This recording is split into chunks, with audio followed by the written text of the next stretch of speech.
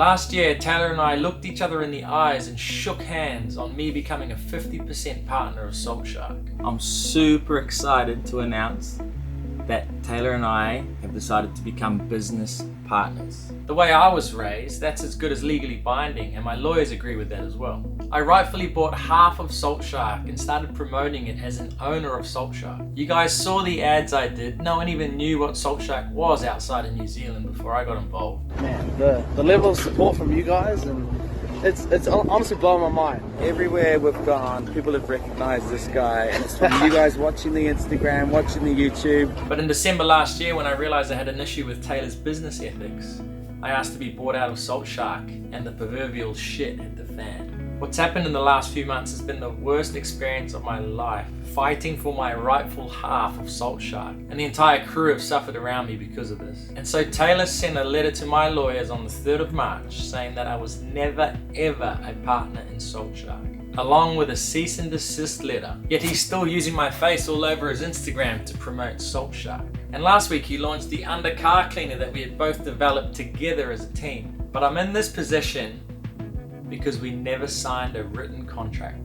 So there are two reasons I want to share this with you all. The first is that because I promoted Salt Shark over and over to hundreds of thousands of you guys, I feel personally obligated to let you guys know that I'm no longer a partner in Salt Shark. I still get so many messages and emails and everything about Salt Shark, but I need you guys to know where your money is going. And the second reason is for any young entrepreneurs that might be watching.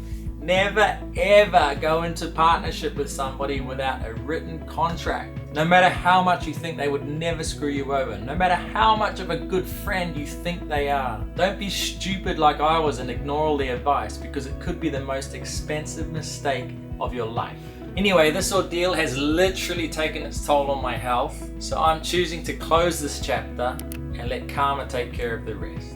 Honestly, life is too short to be chasing money. My lawyers have said there's a ridiculous amount of evidence showing that I owned half of this company, but it would be a long and expensive road to get there. So I'm gonna put my health and sanity first. Anyway, sorry to be a bit of a downer. It's time to let go and carry on sailing around the world. Let's roll the episode.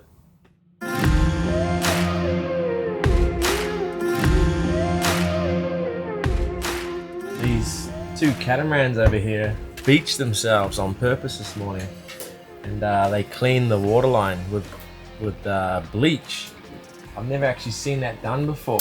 One's a Lagoon 440, so this is a Lagoon 450, so pretty cool to see them just do it. Apparently they do it all the time. The thing I'm not too sure about is, like, as you're driving up and all the sand rubbing on the keel, I feel like it would take all the anti-foul off. He reckons not. Maybe we should try that one day. What's the special day? It's a TJ's birthday, and it's funny that I was waiting for him to go to bed last night, and he didn't go to bed, so it was hard, you know. So I was started to make the cake, and he came out, and we have a conversation for like 10 minutes. So I stopped, and then he went to bed. We don't have oven here in Parlay.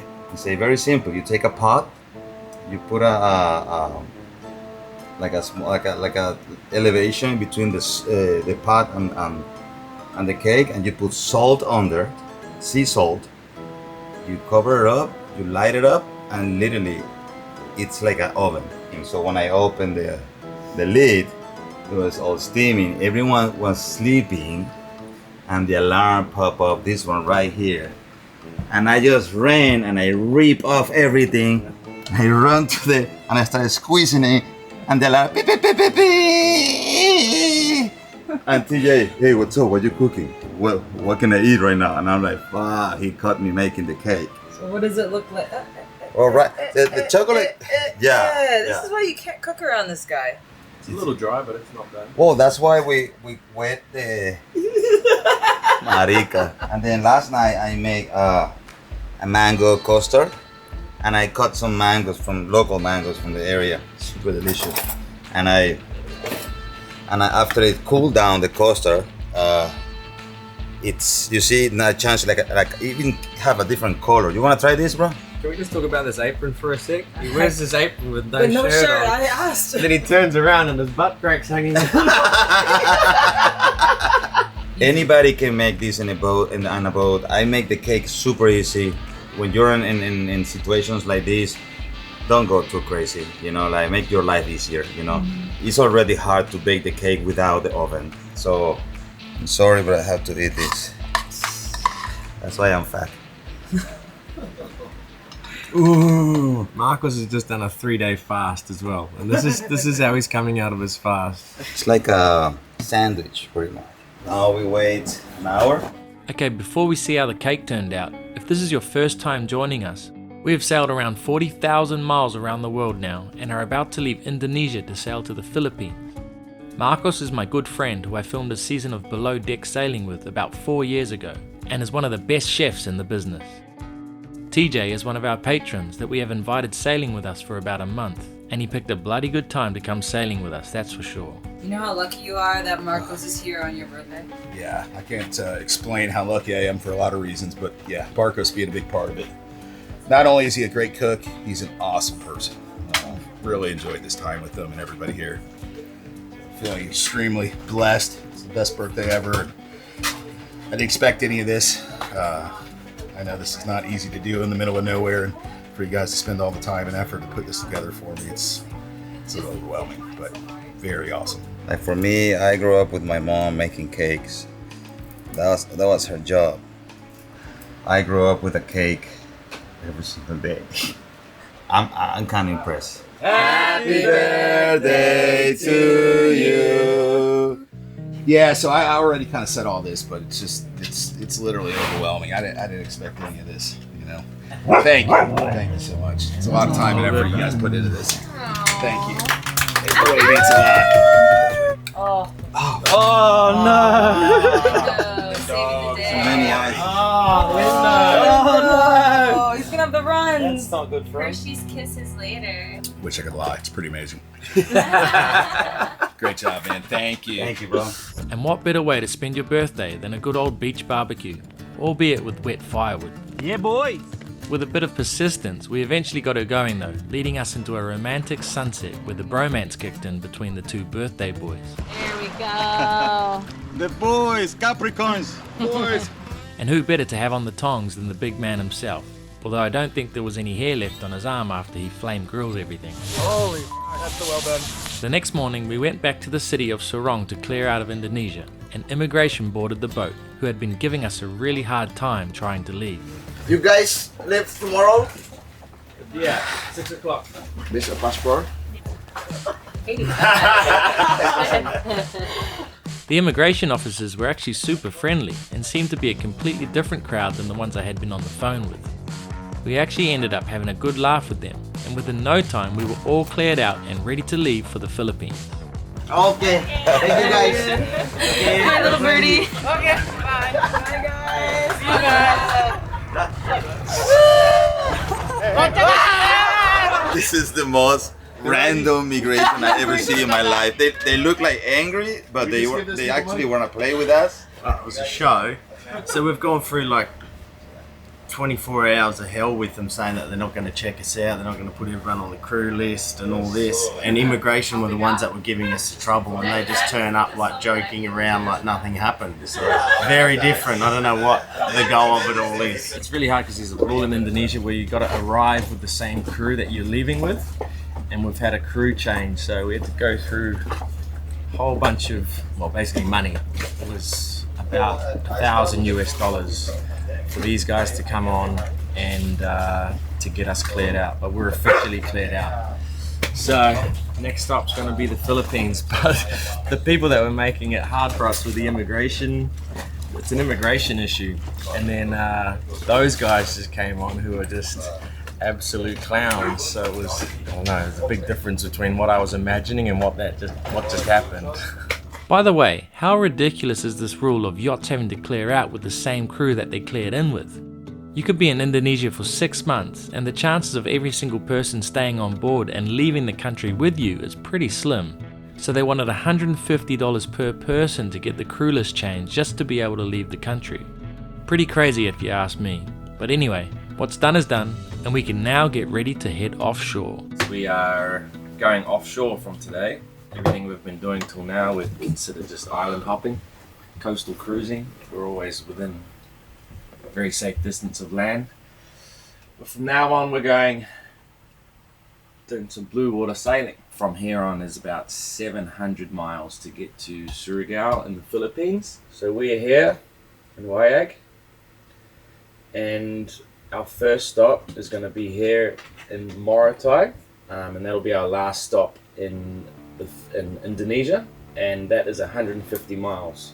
So if we do 6 knots, that's 24 hours. So we're going against the waves, against the wind. It could be very, very, very uncomfortable. So as mentioned, the trip to the Philippines was 700 miles, but we were going to break it up into 2 legs and try to wait for the perfect weather window from there, because the elements were more than likely going to be against us, including the current. Look at these currents. Crazy. So if you do a straight line to Surigao, you're going to be battling this and just having an absolute shit fight. 2-3 knots against you, and if you're tacking into that, remember our tacking angle is like 110 degrees. Our tacking angle would become like 160 degrees if we're trying to sail against like a 2 or 3 knot current. So that's the thinking behind the passage plan. But again, we'll wait in Morotai until everything lines up the best we can, and we'll make that passage happen. So we picked up our anchor, and everyone was excited but aware that the conditions could be pretty uncomfortable. I'm a sailor. We needed to head pretty much directly north to get to the Philippines, and the trade winds are from the northeast.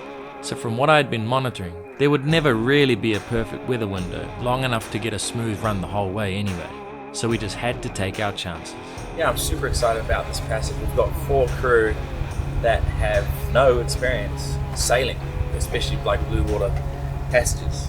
This is one of them right here. You know, they're going to be learning a ton. It's all going to be new and exciting, and we've got pretty challenging conditions. It's going to be close hauled for almost the entire way. So we'll see how this goes. This is my first time sailing offshore. I did an Atlantic crossing when I worked on motor yachts, which was like, it blew my mind into a million kaleidoscopy pieces, being so far away from land and being in a really large, confused sea state. So it's a little scary being on a smaller boat because it rocks a lot more, but overall I'm really excited, and yeah! I'm excited to do the night watches with you, and I'm excited to learn more about sailing. It's like first time ever everything. Like being on a boat for this long, like being in this environment, like being in Southeast Asia, going, what is it called? Blue water crossing? Is that what it's called? Blue water sailing. Blue water sailing. Doing like night watches, doing shifts, you know, but it's all really exciting. I'm really excited. I actually woke up this morning thinking, yay, we'll finally get going. Yay.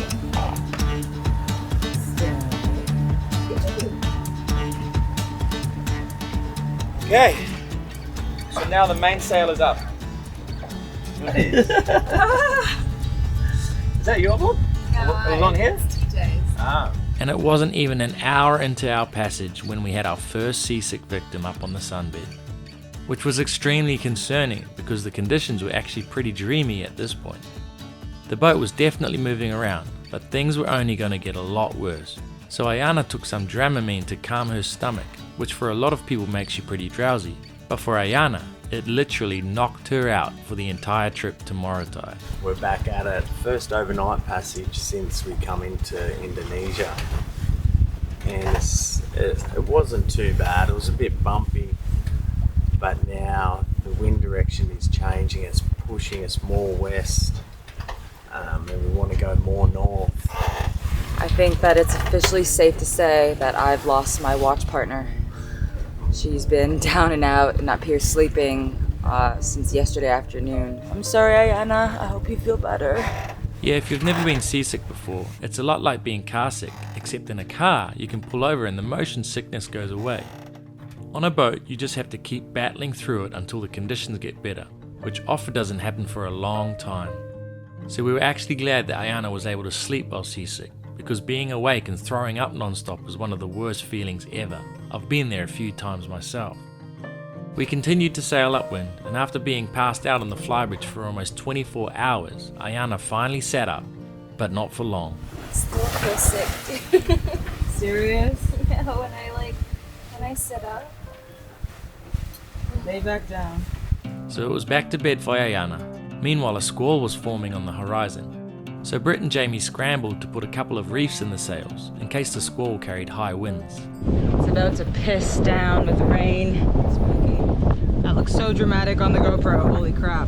The rest of the trip consisted of squall after squall, and incredibly, Ayana slept through everything. And of course, it wasn't until we were pretty much there that the conditions started to improve. And we were so excited we got the surfboards out ready to go should there be a hint of waves before sunset. Unreal. Just anchoring up next to these world-class surf spots. These are the Indonesian waves that you see on all the magazines. Except there's no one here. Look at that one. Crazy, bro. This whole coast is just wave after wave. There's rights and lefts, and it's just not really on the map yet. The Bali is way overpopulated, and the Mentawais are. There's 30, 40 charter boats out there. Here's nothing. Here's nothing. We've seen one boat. There's a surf spot right behind the boat here. This is exactly why I bought this boat. Do stuff like this. I need my booties. Stoked? Where's your helmet? My helmet, booties, everything.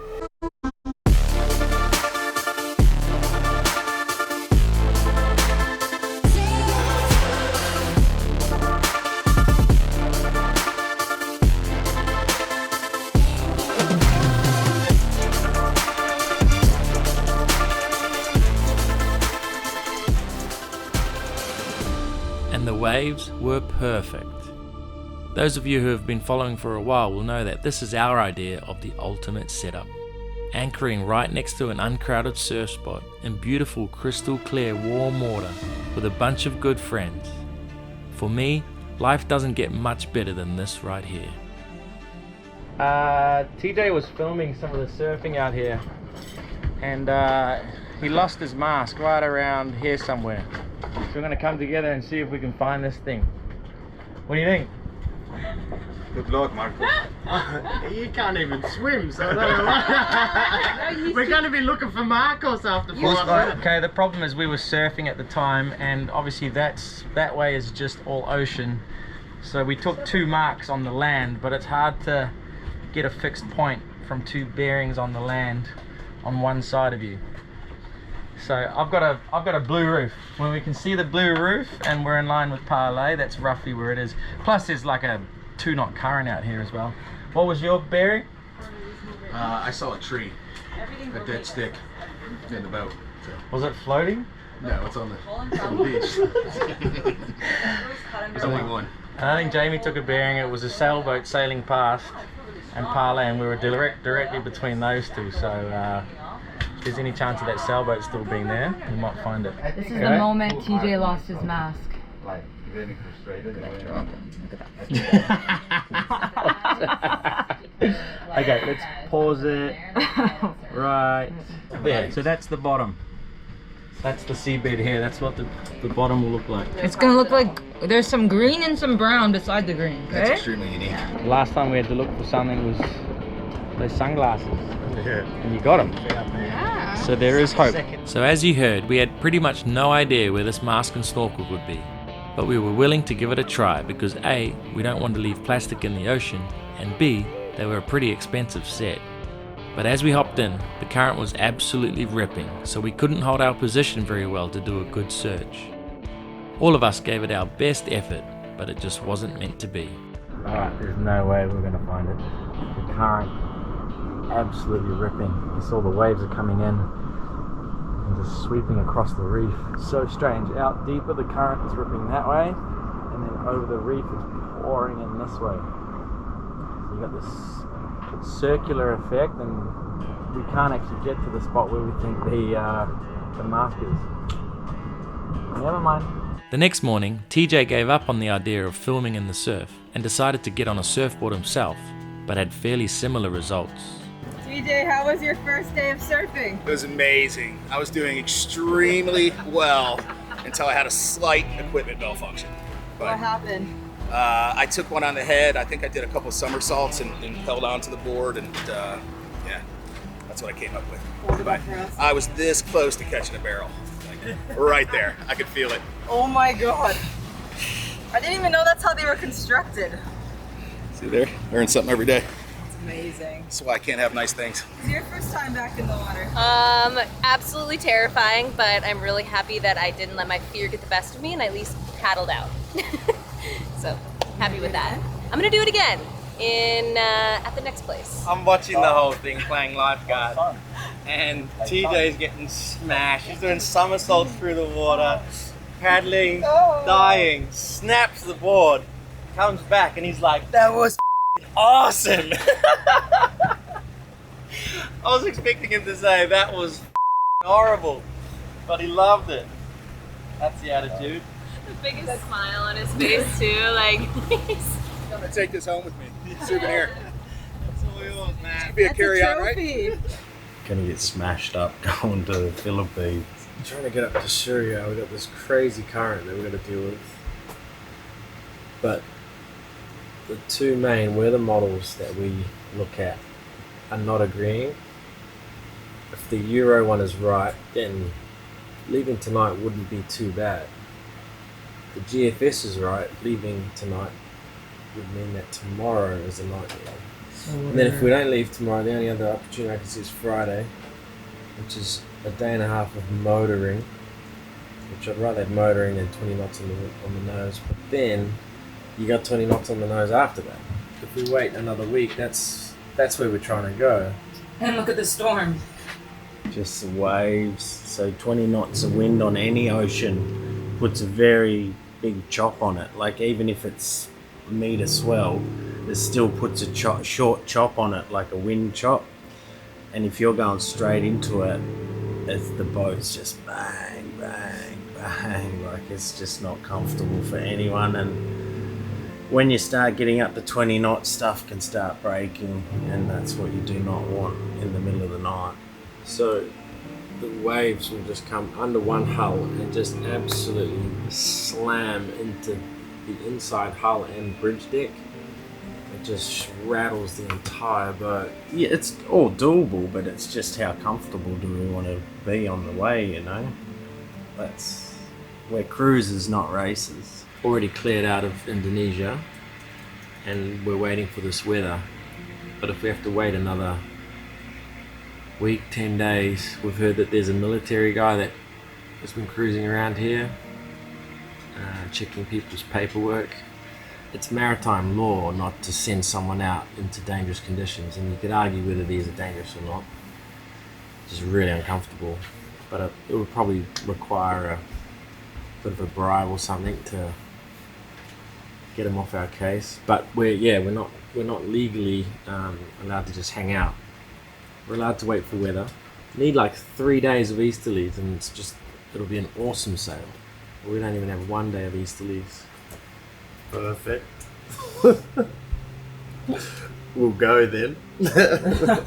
These are the sorts of dilemmas that every sailor goes through when planning a passage. It is seldom that the weather cooperates perfectly, and it's often just a case of picking the best of a bunch of uncomfortable scenarios. But it's not just about Jamie, Britt and myself. If it was, then the decision would be a lot easier. Instead, we have a whole crew to consider, one of whom was literally seasick at anchor. So we have to make sure everyone understands the situation and agrees to it before we head offshore for our final leg to the Philippines. Wow, that's fast. 2.3 meters at 7 seconds? 2 meters at 7 seconds. Yikes. 1.9. With a wind chop. That's gonna be like, woo! It won't be like that, it'll be But like, you've been in bigger. You ever done bigger moguls seas. before? Yes, I love skiing moguls. Little hip action, little we've side been to in side. way bigger seas, but we don't normally like to put ourselves in this situation with the wind against us like that. But because of this wind, we're going to be struggling to even go north. Then all of a sudden, we're going to be over here fighting that, which is going to be pushing us straight towards land. So there's a pretty good chance we actually end up in here somewhere hiding. What country is that one? Philippines. Philippines already? If everyone's alive and managing, we'll keep just pounding into it. It might be 24 hours of just like bang.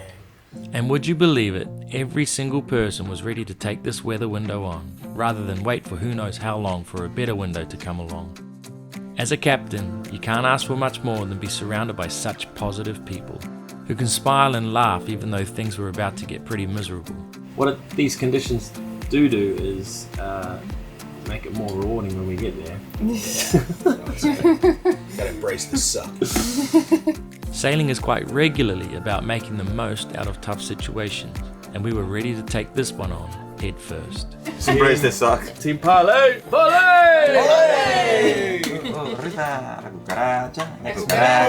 Hey, nothing great in life is ever easy. No. Yeah. That's what my dad says. We're gonna go to paradise, guy. To one paradise to another paradise. Hopefully not the big paradise. Yeah, some right? people say heaven's paradise. Use that paradise. You meant the Philippines, right? Yeah.